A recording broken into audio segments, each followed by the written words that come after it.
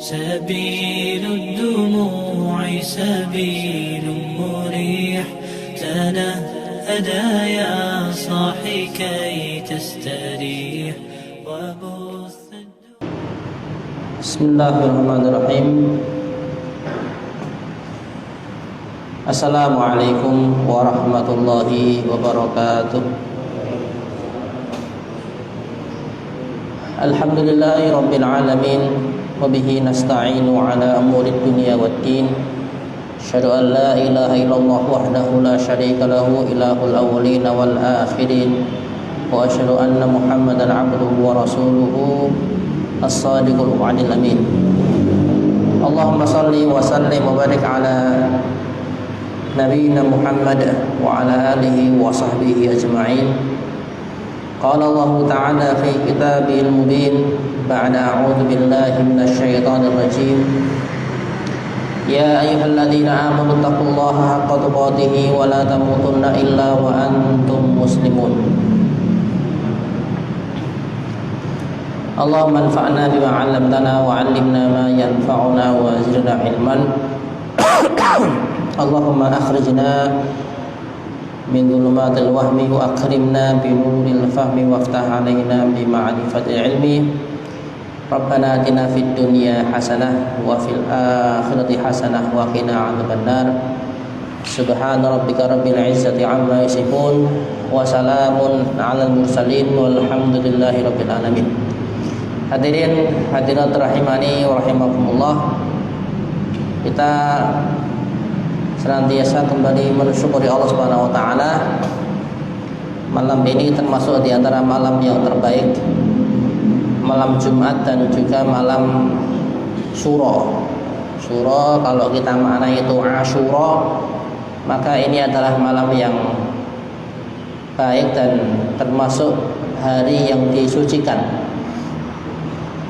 Maka besok dianjurkan bagi kita, bagi orang-orang beriman, berpuasa Asyura, puasa yang Rasulullah Sallallahu Alaihi Wasallam sendiri beliau berharap bisa mendapat pahala yang sangat luar biasa, yaitu pahala dihapuskan dosa-dosa setahun yang lalu. Siapa di antara kita yang tidak merasa berdosa? Mesti semuanya pernah melakukan dosa. Dosa karena kesendirian kita di saat bersama-sama, di mana, kapan, dan seterusnya. Dosa-dosa itu kalau kita yakin melaksanakan puasanya dengan sepenuh hati lillahi ta'ala sesuai aturan syariat, rukunnya kita lakukan, insya Allah Allah mesti terima puasa kita itu dan mendapatkan pahala penghapusan dosa. Yang belum tentu kalau itu puasa Senin Kemis selama 3 bulan 4 bulan dilakukan dapat pahala itu. Belum tentu seorang yang mungkin puasa setiap bulan 3 hari selama 5 bulan jadinya 15 hari itu sama dengan puasa besok sehari, hari Asyura. Makanya semangat diri kita, semoga dimudahkan besok bangun. Kalaupun nggak bangun, nggak sahur ya nggak apa-apa. Yang penting wis niat poso mulai malam hari ini. Ya terus besok ya rada poso sithik lah. Karena nggak sahur. Tapi nek sahur insya Allah ada keberkahan dalam sahur yang kita lakukan. Hadirin rahimani wa rahimakumullah. Dan bab yang kita kaji malam hari ini melanjutkan kajian di pekan lalu, itu juga sesuai dengan apa yang kita perbuat di hari-hari ini. Bab ini kan judulnya Babul Muhafadzah ala as-sunnati wa adabiha. Bab memelihara sunnah, menjaga sunnah dan adab-adabnya. Kan termasuk di antara sunnah Rasul Sallallahu Alaihi Wasallam itu beliau puasa Asyura. Maka malamnya pun juga persiapan untuk sahur. Besok nek bisa ya betul-betul puasa, ihtisab. Ihtisab itu berharap dihisab, dihitung Allah dengan kebaikan dan mendapatkan pahala setidaknya menghapus dosa-dosa setahun yang lalu.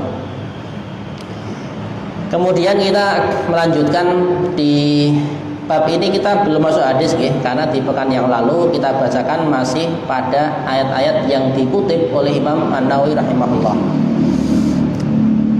Ayat berikutnya di surat Al-Ahzab.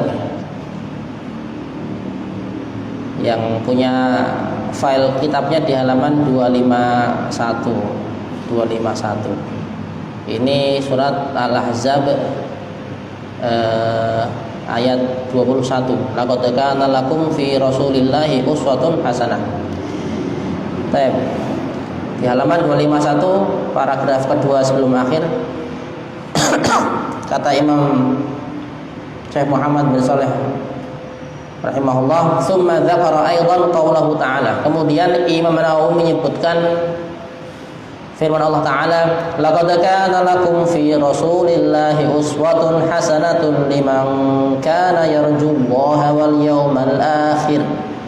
Sungguh telah ada dalam diri kalian pada Rasulullah sallallahu alaihi wasallam uswatun hasanah, bagi orang yang berharap bertemu Allah dan kebaikan di hari akhirat. Kata-kata uswatun hasanah barangkali sudah familiar, kita sering mendengar makna atau kata itu. Maknanya qudwah. Qudwah itu uswah, artinya teladan yang diidolakan, yang diikuti tuntunan dan ciri kehidupannya. Tidak cuma teladan sebatas kata teladan saja, tapi hasanah, uswatun hasanah, teladan kebaikan. Dan semua perbuatan beliau itu kebaikan. Tapi nek cuma disebut uswah tok kan nanti memang ada yang diikuti, yang diteladani, tapi dalam masalah-masalah keburukan, gitu. Mungkin santri, murid telat dan bodoh, teladan, suka telat dan bolosan. Enggak seperti itu maksudnya. Teladan ini yang diikuti, yang dicontoh, dan di sini dalam urusan kebaikan. Banyak sekali tokoh-tokoh, banyak sekali orang-orang yang juga dijadikan teladan, diidolakan, diikuti dalam kebaikannya. Namun tidak ada yang seperti Nabi kita Muhammad sallallahu alaihi wasallam. Beliau teladan kebaikan dalam seluruh sisi kehidupan. Marahnya pun juga kita teladani, bagaimana kapan beliau marah. Senyumnya pun seperti itu, kepada siapa dan bagaimana beliau tersenyum kita teladani. Wal hasanatu diddus sayyi'ah wan nabiyyu sallallahu alaihi wasallam huwa uswatuna wa qudwatuna wa lana fihi uswatun hasanah. Kebaikan itu awal dari keburukan. Nabi sallallahu alaihi wasallam adalah teladan kita dan panutan kita. Wa kullu syai'in tata'assa fihi bi Rasulillah sallallahu alaihi wasallam khairun wa hasan. Maka apapun itu kalau meneladani dan manut Nabi sallallahu alaihi wasallam mesti ada baiknya, mesti kebaikannya. Apapun itu. Kalau panjenengan malam itu tidurnya Rasul seperti itu loh, seperti itu toh kita ikuti. Nabi Muhammad sallallahu alaihi wasallam itu kalau makan demikian loh, itu kita ikuti. Beliau kalau masuk kamar mandi, keluar kamar mandi, beliau kalau berhubungan dengan istri, beliau kalau malam bagaimana, kalau lapar seperti apa, itu ketika kita ikuti mesti ada khairun wa hasan, ada kebaikannya.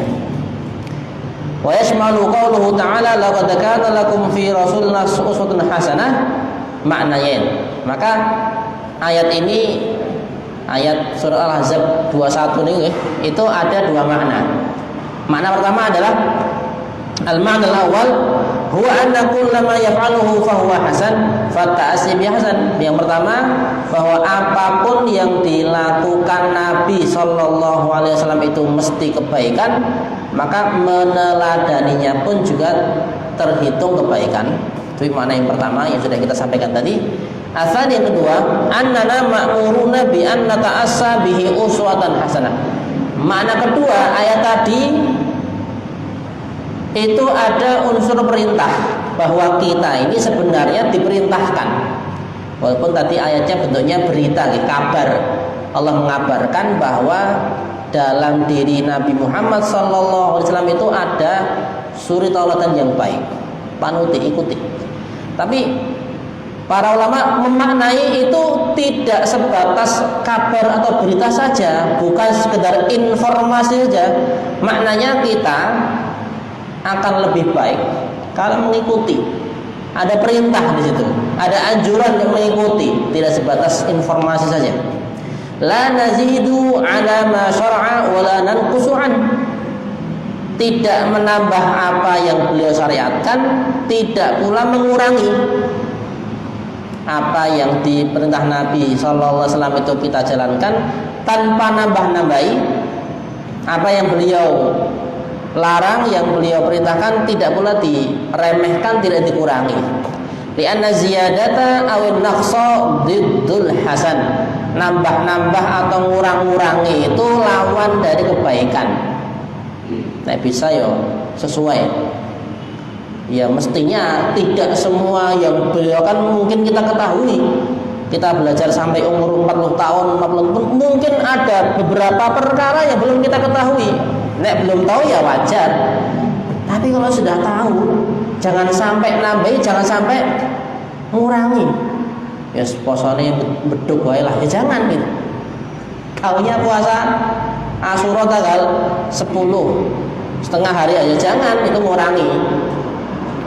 Mau nambahi gimana? Nah, beliau juga pernah ingin menambah. Kita boleh menambah. La in ishtul amal qadim la asuman tasik. Seandainya tahun depan saya masih hidup, tak puasa tanggal 9-nya, ya hari nanti. Beliau berazam, berkeinginan untuk puasa tanggal 9 Muharram. Terus tanggal 10 Muharram itu 2 hari, demi untuk menyelisihi, membedai dengan orang-orang Yahudi. Kalau beliau nambah, kita ikut nambah. Beliau ngurangi, kita ikut ngurangi. Tapi kalau sudah nggak ngurangi, jangan dikurangi. Kalau nggak nambah, ya jangan tambah. Jangan nambah-nambah sendiri. Walakinnana ma'muruna bi an nata'assa bihi wa kullu syai'in nata'assa bihi fihi fa innahu khairun. Kita diperintahkan ngikuti aja. Ngikuti aja.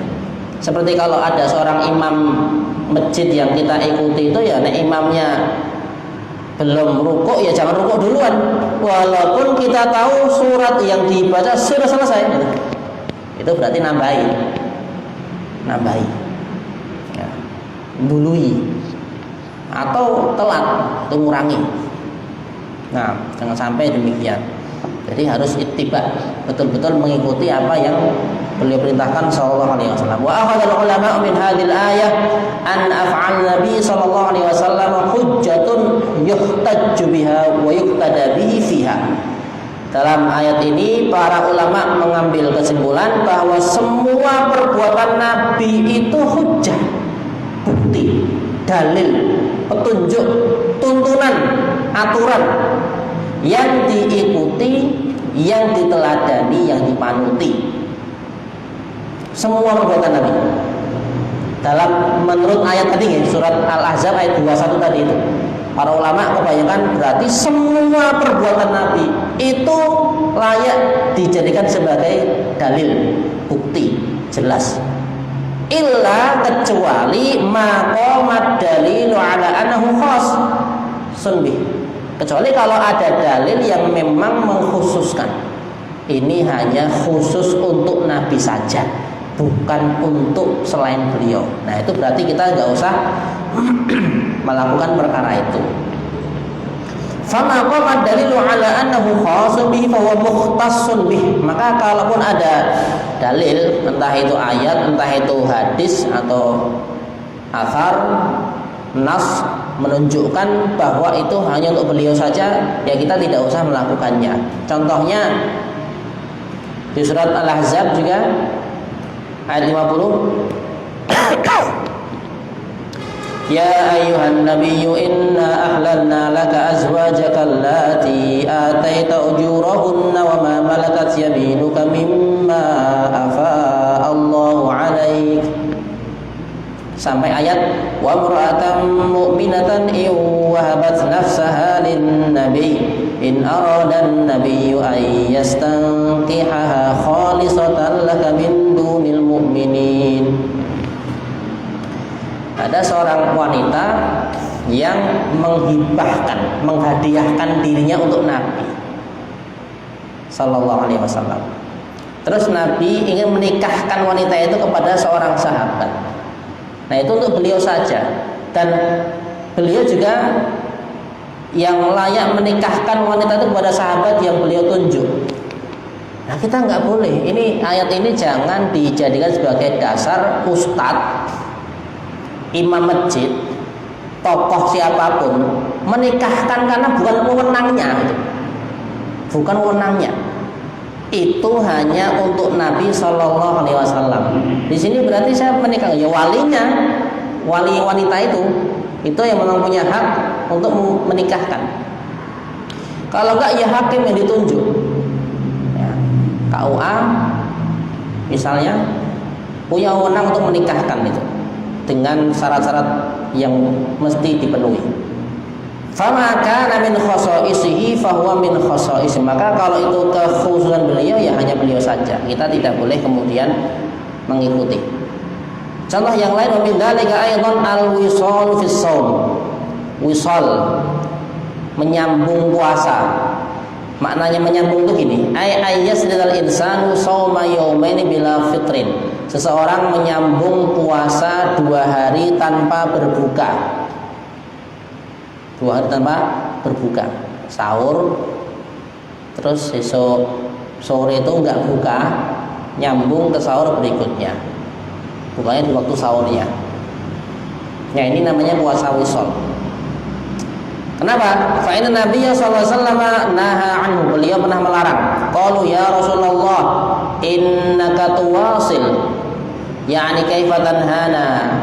Para sahabat tahu Nabi Sallallahu Alaihi Wasallam itu biasa menyambung puasa. Terus mereka ya Rasulullah, jenengan menyambung puasa kok malah melarang kami, kenapa gitu? Beliau menjawab, inni lastu kahayatikum, inni ut'am wa usqa. Saya tidak sama dengan penjenengan semuanya. Nek saya ini, kata Rasulullah, sudah diberi makan dan diberi minum oleh Allah. Allah tuh memberi makan dan minum saya. Dalam kondisi saya ini berpuasa, nyambung puasanya, sudah kenyang, tidak perlu makan dan minum seperti penjenengan. Nah, berarti itu khusus untuk beliau. Beliau melarang, la tuwasilu, jangan Anda menyambung puasa. Pas sudah masuk waktu buka, berbuka segera. Ada kebaikan dalam menyegerakan berbuka. Nah, setelah itu ya monggo sholat, ibadah lagi, ngaji lagi, makan lagi sampai besok subuh. Sebelum subuh sahur lagi, subuh jaga puasanya sampai berbuka dan seterusnya. Itu jenengan. Nah, Rasulullah enggak nyambung, tanpa berbuka, nyambungnya di sahurnya, sahur berikutnya. Kemudian dalam dalam lafaz yang lain, inni abitu yut'imuni rabbi wa yasqini. Ini dua-duanya hadis riwayat Bukhari. 2 lafaz tapi maknanya sama. Saya, kata Rasulullah, bisa menyambung puasa itu karena kalau malam saya bermalam, ketika bermalam di hari puasa itu, Rabbi yut'imuni, Allah memberiku makan, dan yasqini, memberiku minum. Gak usah dibayangkan biasaranya. Biasaranya ada nutrisinya yang masuk dan ada kekuatan tubuh fisik beliau yang mampu melakukan itu. Karena kalau selain beliau mesti akan teranggap menzalimi diri sendiri, menyusahkan diri, memberatkan, menyulitkan. Itu kalau selain beliau sallallahu. Karena kita nggak dijamin dikasih makan Allah ketika kita tidur atau ketika kita sadar seperti ini. Jadi kita makan minum seperti ini, monggo silahkan. Kalau jenengan nggak usah malu-malu ya, diminum nggak apa-apa itu. Nek kurang tambahin masing-masing. Nggak usah malu-malu, nggak apa-apa. Kita bukan Rasulullah kok. Minum, makan ya, bawa dari rumah, mie ayam Fatimah atau apa tuh digoreng itu nanti dimakan aja nggak apa-apa. Kita ini kalau kelaparan sama kehausan kan penjenengan yang kasihan sendiri, ngaji kok kita ya nggak konsen di sini ya, mikir-mikir perut nanti. Logika nggak jalan tanpa logistik katanya gitu. Mau nggak silakan kok diminum aja, kalau kurang bikin teh di belakang tuh ada, bikin kopi juga bisa. Nabi SAW tidak seperti itu. Beliau ketika malamnya yut'imuni rabbi wa yasqini, saya dijamin makan dan minum oleh Allah. Nah, ini khusus beliau saja. Yani yut'imuhullahu wa yasqihi bima yamudduhu bihi min dzikrihi wa ta'alluq qalbihi. Allah SWT memberi makan dan minum beliau, menambah nutrisi tubuhnya dengan senantiasa ingat Allah dan hatinya terikat dengan Allah. Hatta yansal akla wa syurba wa la yatlubu, sampai lupa makan dan minum dan tidak akan butuh makan minumnya itu. Wa nahnu na'lamul an anna rajula law syughila bi amrin min umuri dunya nasil akla wa syurba.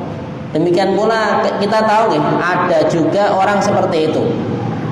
Dia merasa masih mampu bertahan, tidak merasa lapar atau dahaga karena tersibukkan dengan urusan dunianya, sampai lupa makan, sampai lupa minum karena sibuk ngurusi dunia.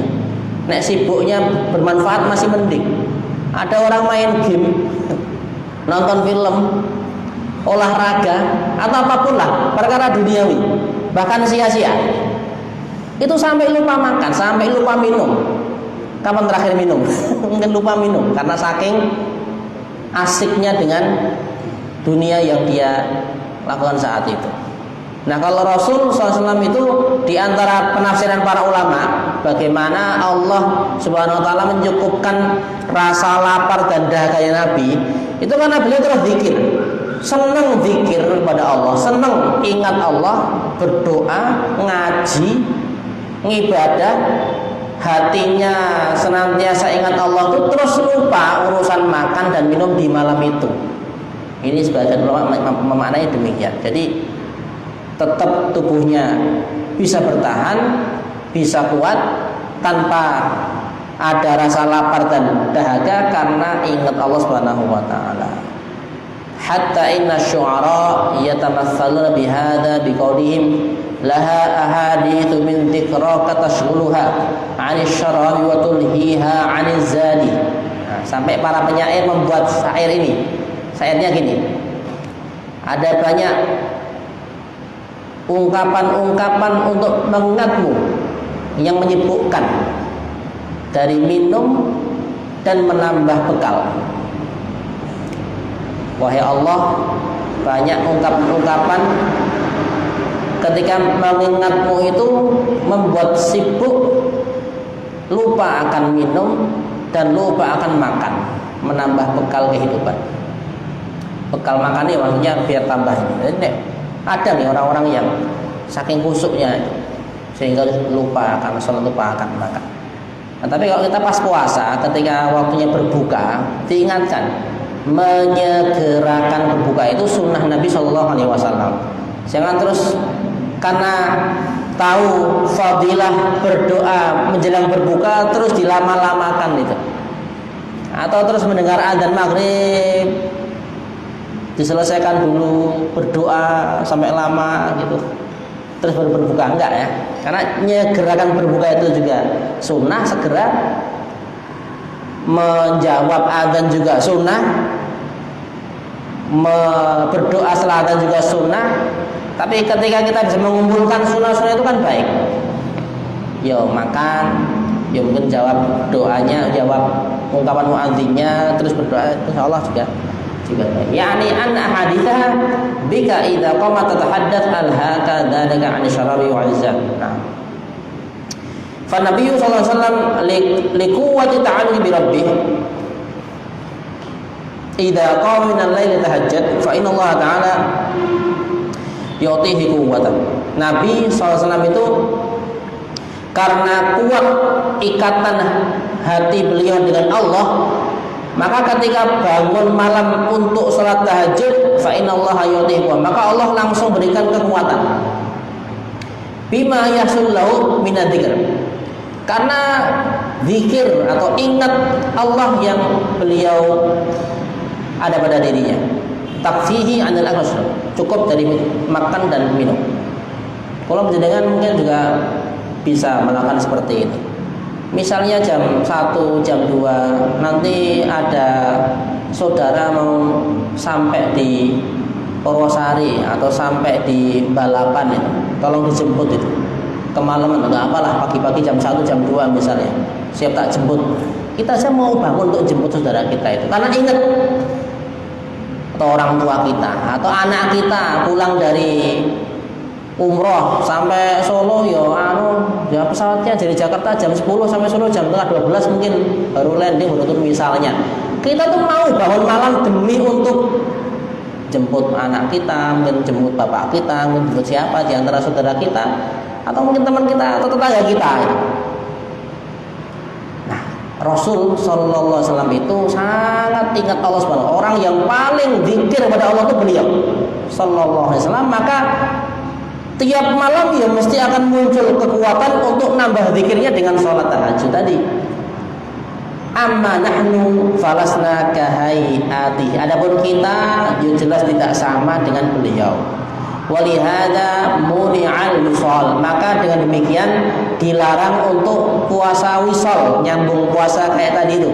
Wa bayyana annahu min khasaisi, itu termasuk kekhususan beliau sallallahu alaihi wasallam. Jadi ini uswah atau keteladanan, panutan kepada Nabi SAW itu pada perkara-perkara yang bukan khusus untuk beliau. Yang menikah kita kan dibatasi maksimal 4, beliau kan bisa lebih dari 4. Ya jangan kemudian beralasan dengan seperti beliau nikahnya lebih dari 4. Kita ada maksimalnya, itu pernikahan. Ini sholat, ini puasa, itu sedekah dan sebagainya. Semua yang termasuk kekhususan Nabi SAW itu tidak layak untuk kita ikuti, karena justru akan membebani kita. Secara fisik beliau Allah pilih dan Allah berikan kekuatan lebih daripada manusia yang lain. Nah, itu rahimahumullah. Ayat berikutnya surat An-Nisa. An-Nisa ayat 65 ini ya lumayan panjang ya. Sebelum masuk ke hadisnya, saya bacakan dulu, insya Allah untuk penjelasannya kita jelaskan di pertemuan berikutnya. Ini dimasukkan dalam bab memelihara sunnah. An-Nisa ayat 65, Allah Ta'ala berfirman, "Fala wa rabbika la yu'minuna hatta yuhaqqimuka fima shajara bainahum thumma la yajidu fi anfusihim harajan mimma qadaita wa yusallimu taslima." Maka sungguh demi Rabbmu wahai Nabi, tidaklah mereka layak dikatakan beriman sehingga mereka menjadikanmu sebagai hakim, memutus perkara-perkara pada mereka. Kemudian mereka tidak mendapati dari diri mereka sendiri keberatan terhadap apa yang engkau putuskan dan mereka menerima dengan sepenuh hati. Nah, ini maknanya kira-kira demikian untuk surat An-Nisa ayat 65. Beliau sallallahu alaihi wasallam itu kita anggap sebagai pemutus perkara. Perkara itu apapun yang terjadi, beliau yang dijadikan sebagai hakim, yang menentukan, yang memutuskan. Perintahnya bagaimana? Nah, itu yang kita pelajari dan kita amalkan. Larangannya seperti apa, itu yang kita pelajari dan kita jauhi. Nah, ini insya Allah kita kaji, membacakan syarahnya di pertemuan berikutnya. Wallahu a'lam. Kalau ada pertanyaan sebelum diakhiri, kami persiapkan, silakan. Kalau nggak ada ya siap-siap untuk sahur. Leren. Bosannya siap sahur itu maksudnya ndang turu itu. Oh, ada. Bismillah.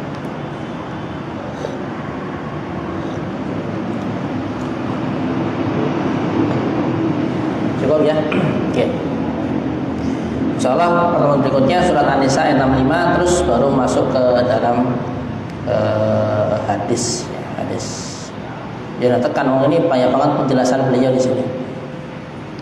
Jadi sedikit tambahan ya, kalau di kitab syarahnya ini Syekh Muhammad bin Shalih Al-Utsaimin ini memang terkadang panjang syarahnya itu. Satu hadis bisa panjang padahal pendek hadisnya. Kadang ada 2-3 hadis jadi satu syarah atau satu penjelasan. Kadang ayatnya dipanjang-panjangkan penjelasannya. Tapi nggak masalah, kita baca aja. Semoga mendapatkan keberkahan dari ilmu yang beliau sampaikan. Nah, subhanakallahumma bihamdika asyhadu an la ilaha illa anta astaghfiruka wa atubu ilaik. Assalamualaikum warahmatullahi wabarakatuh.